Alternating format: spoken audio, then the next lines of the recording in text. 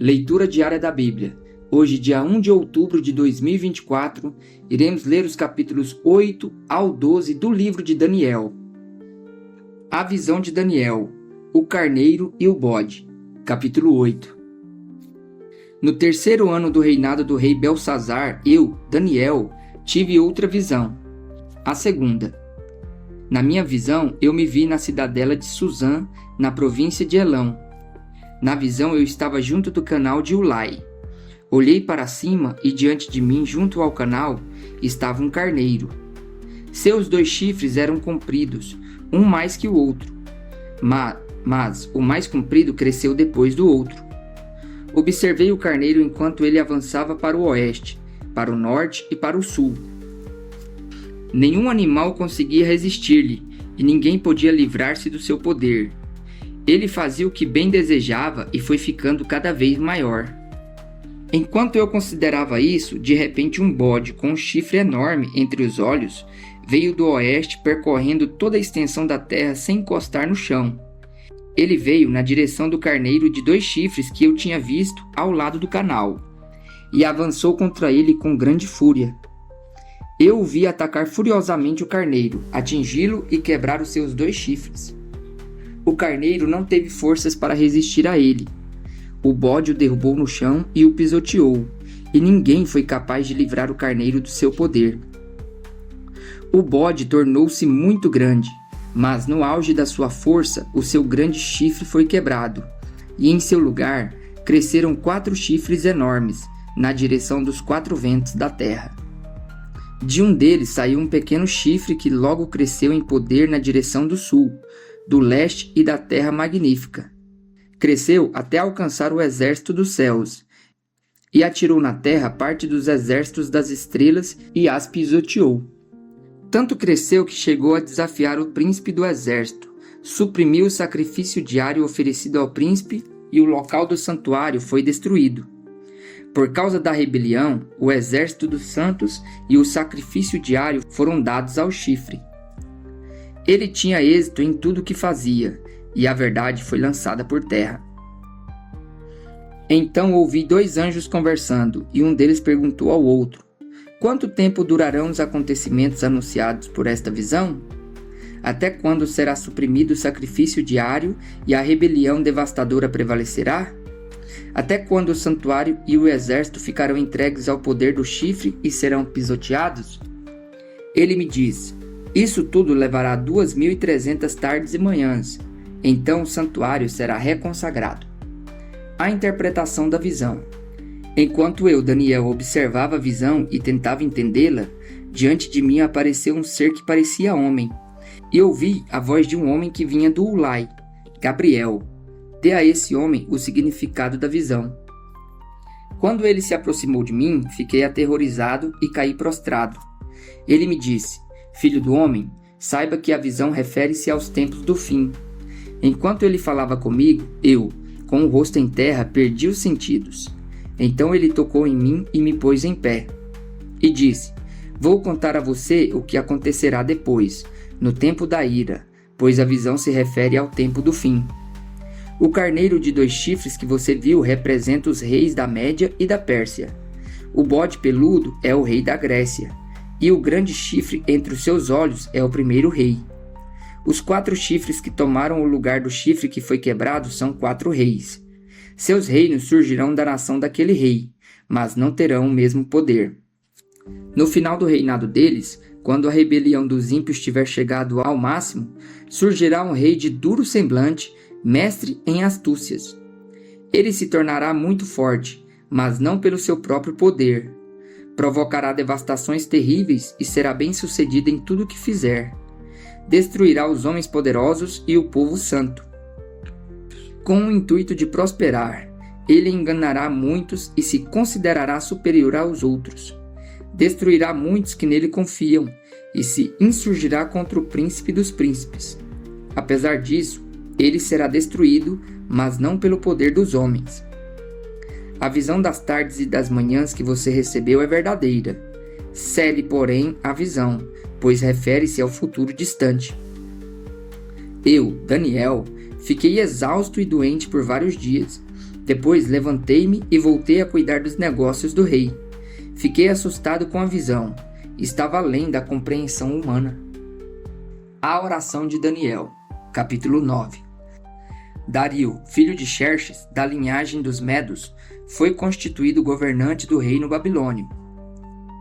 No primeiro ano do seu reinado, eu, Daniel, compreendi pelas Escrituras, conforme a palavra do Senhor dada ao profeta Jeremias, que a desolação de Jerusalém irá durar 70 anos. Por isso, me voltei para o Senhor Deus com orações e súplicas, em jejum, em pano de saco e coberto de cinza. Orei ao Senhor o meu Deus e confessei: Ó Senhor, Deus grande e temível, que mantens a tua aliança de amor com todos aqueles que te amam e obedecem os teus mandamentos. Nós temos cometido pecado e somos culpados. Temos sido ímpios e rebeldes, e nos afastamos dos teus mandamentos e das tuas leis. Não demos ouvidos aos teus servos, os profetas, que falaram em teu nome aos nossos reis, aos nossos líderes e aos nossos antepassados, e a todo o teu povo. Senhor, tu és justo, e hoje estamos envergonhados. Sim, nós, o povo de Judá, de Jerusalém e de todo Israel, tanto os que estão perto como os que estão distantes, em todas as terras pelas quais nos espalhaste por causa de nossa infidelidade para contigo. Ó Senhor, nós e nossos reis, nossos líderes e nossos antepassados estamos envergonhados por termos pecado contra ti. O Senhor nosso Deus é misericordioso e perdoador. Apesar de termos sido rebeldes, não te demos ouvidos. Senhor nosso Deus, nem obedecemos às leis que nos deste por meio dos teus servos, os profetas. Todo Israel transgrediu a tua lei e se desviou, recusando-se a te ouvir. Por isso as maldições e as pragas escritas na lei de Moisés, servo de Deus, têm sido derramadas sobre nós. Porque pecamos contra ti. Cumpriste a palavra proferida contra nós e contra os nossos governantes, trazendo-nos grande desgraça. Debaixo de todo o céu jamais se fez algo como o que foi feito a Jerusalém, conforme está escrito na lei de Moisés. Toda essa desgraça nos atingiu e ainda assim não temos buscado o favor do Senhor, o nosso Deus, afastando-nos de nossas maldades e obedecendo à tua verdade. O Senhor não hesitou em trazer desgraça sobre nós, pois o Senhor, o nosso Deus, é justo em tudo o que faz. Ainda assim, nós não lhe temos dado atenção. Ó Senhor nosso Deus, que tiraste o teu povo do Egito com mão poderosa e que fizeste para ti um nome que permanece até hoje.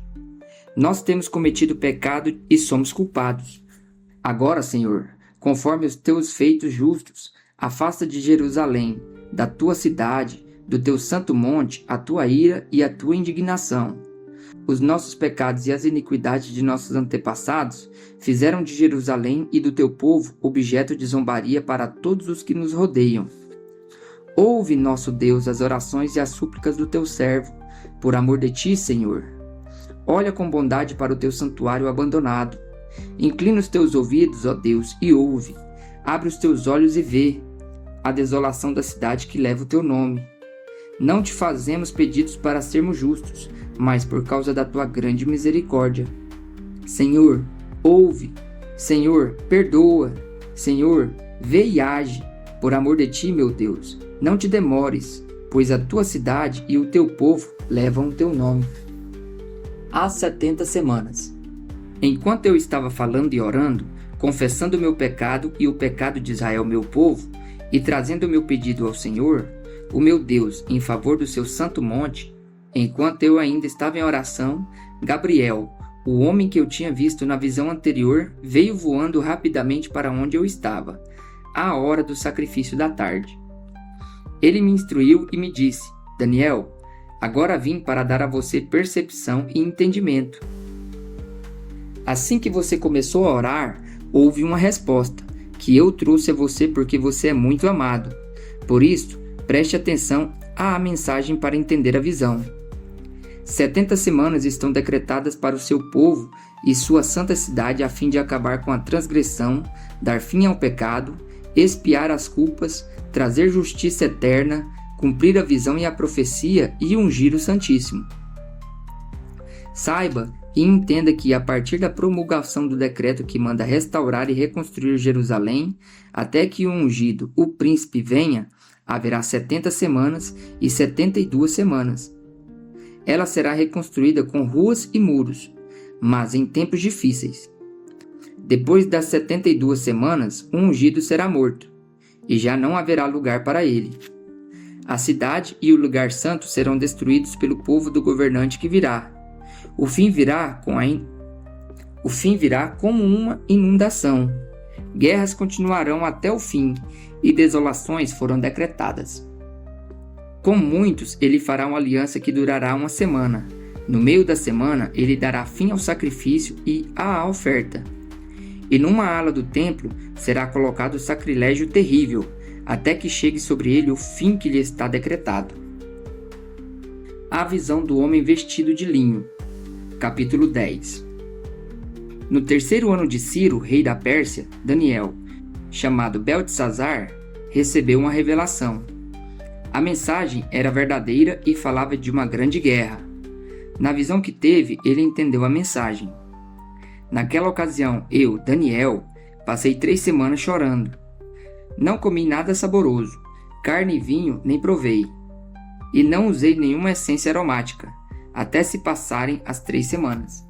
No 24º dia do primeiro mês, estava eu em pé junto à margem de um grande rio, o Tigre.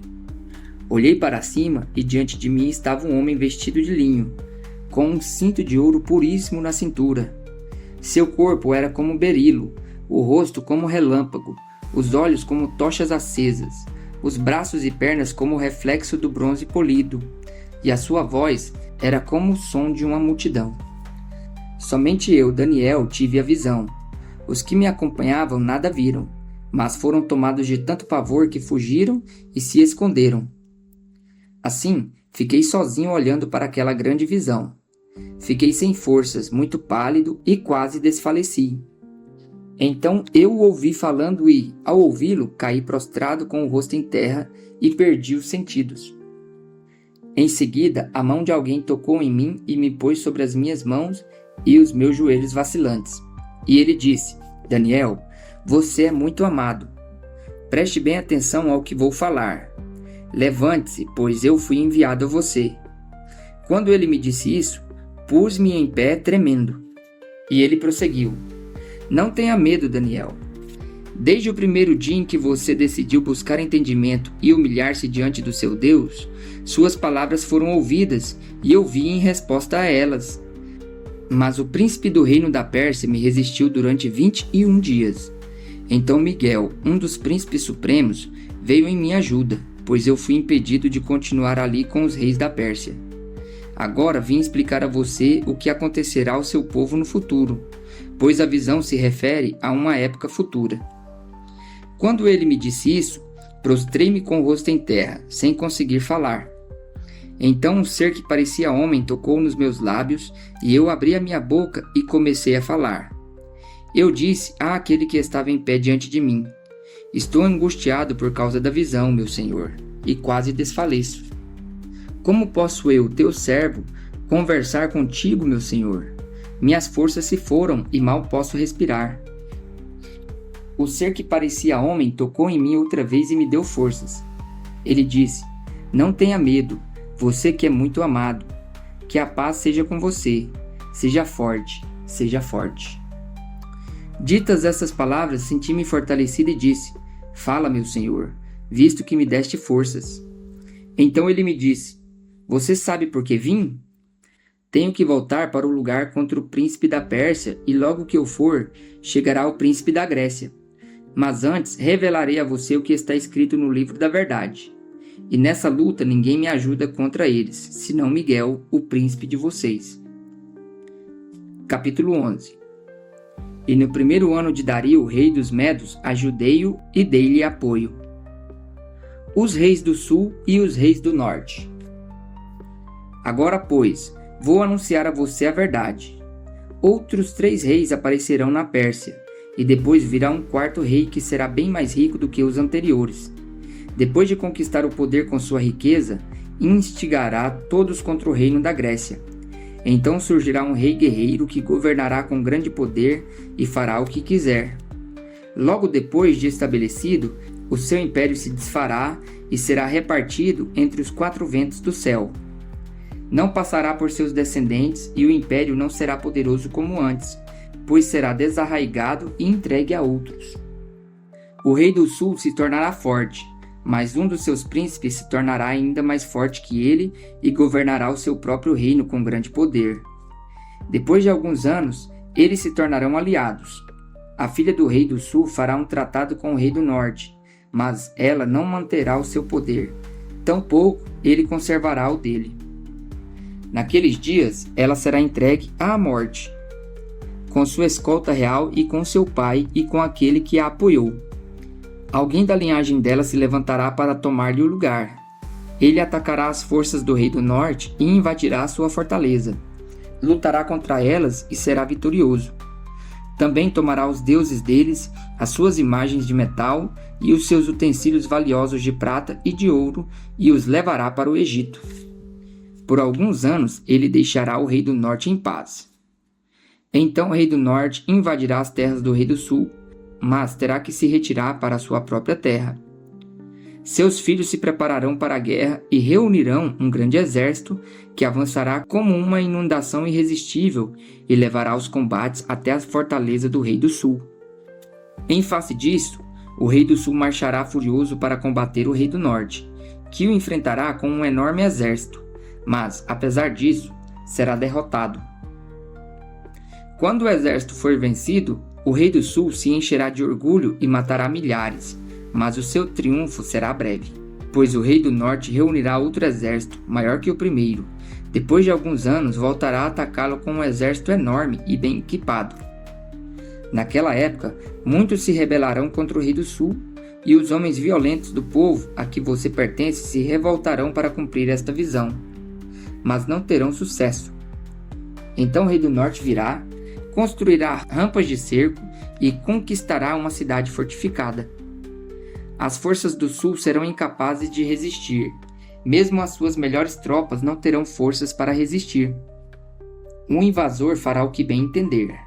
Ninguém conseguirá detê-lo. Ele se instalará na terra magnífica e terá poder para destruí-la.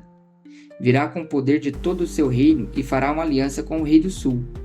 Ele lhe dará uma filha em casamento a fim de derrubar o reino, mas o seu plano não terá sucesso e em nada o ajudará.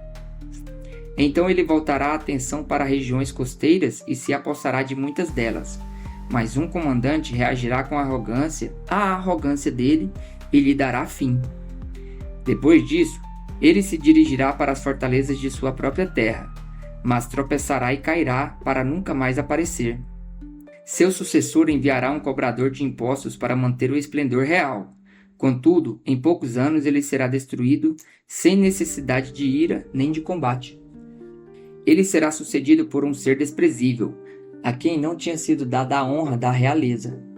Este invadirá o reino quando o povo se sentir seguro e se apoderará do reino por meio de intrigas. Então o exército avassalador será arrasado diante dele. Tanto o exército como um príncipe da aliança serão destruídos. Depois de feito o acordo, ele agirá traiçoeiramente e com apenas um pequeno grupo chegará ao poder. Quando as províncias mais ricas se sentirem seguras, ele as invadirá e realizará o que nem seus pais nem seus antepassados conseguiram. Distribuirá despojos, saques e riquezas entre os seus seguidores. Ele tramará a tomada de fortalezas, mas só por algum tempo. Com um grande exército juntará suas forças e a sua coragem contra o rei do sul. O rei do sul guerreará mobilizando um exército grande e poderoso, mas não conseguirá resistir por causa dos golpes tramados contra ele. Mesmo os que estiverem sendo alimentados pelo rei tentarão destruí-lo. Seu exército será arrasado e muitos cairão em combate. Os 2 reis, com seu coração inclinado para o mal, sentarão à mesa e mentirão um para o outro, mas sem resultado, pois o fim só virá no tempo determinado. O rei do norte voltará para sua terra com grande riqueza, mas o seu coração estará voltado contra a Santa Aliança. Ele empreenderá ação contra ela e depois voltará para sua terra. No tempo determinado, ele invadirá de novo o sul, mas desta vez o resultado será diferente do anterior. Navios das regiões da costa ocidental se oporão a ele e ele perderá o ânimo. Então despejará sua fúria contra a Santa Aliança. E voltando, tratará com bondade aqueles que abandonarem a sua aliança. Suas forças armadas se levantarão para profanar a fortaleza e o templo, acabarão com os sacrifícios diários e colocarão no templo o sacrilégio terrível. Com lisonjas corromperá aqueles que tiverem violado a aliança, mas o povo que conhece o seu Deus resistirá com firmeza. Aqueles que são sábios instruirão a muitos, mas por certo período cairão à espada e serão queimados, capturados e saqueados. Quando caírem, receberão uma pequena ajuda, e muitos que não são sinceros se ajuntarão a eles. Alguns dos sábios tropeçarão para que sejam refinados, purificados e alvejados até a época do fim. Pois isso só acontecerá no tempo determinado. O rei arrogante. O rei fará o que bem entender. Ele se exaltará e se engrandecerá acima de todos os deuses e dirá coisas jamais ouvidas contra o Deus dos deuses. Ele terá sucesso até que o tempo da ira se complete, pois o que foi decidido irá acontecer. Ele não terá consideração pelos deuses dos seus antepassados, nem pelo Deus preferido das mulheres, nem por Deus algum, mas se exaltará acima de todos eles. Em seu lugar, adorará um Deus das fortalezas, um Deus desconhecido de seus antepassados. Ele honrará com ouro e prata, com pedras preciosas e presentes caros. Atacará as fortalezas mais poderosas com a ajuda de um Deus estrangeiro e dará grande honra àqueles que o reconhecerem. Ele os fará governantes sobre muitos e distribuirá a terra, mas a um preço elevado. No tempo do fim, o rei do sul se envolverá em combate e o rei do norte o atacará com carros e cavaleiros e uma grande frota de navios. Ele invadirá muitos países e avançará por eles, como uma inundação. Também invadirá a terra magnífica. Muitos países cairão, mas Edom, Moabe e os líderes de Amon ficarão livres da sua mão. Ele estenderá o seu poder sobre muitos países. O Egito não escapará, pois esse rei terá o controle dos tesouros de ouro e de prata e de todas as riquezas do Egito. Os líbios e os núbios a ele se submeterão. Mas informações provenientes do leste e do norte o deixarão alarmado, e irado partirá para destruir e aniquilar muito povo.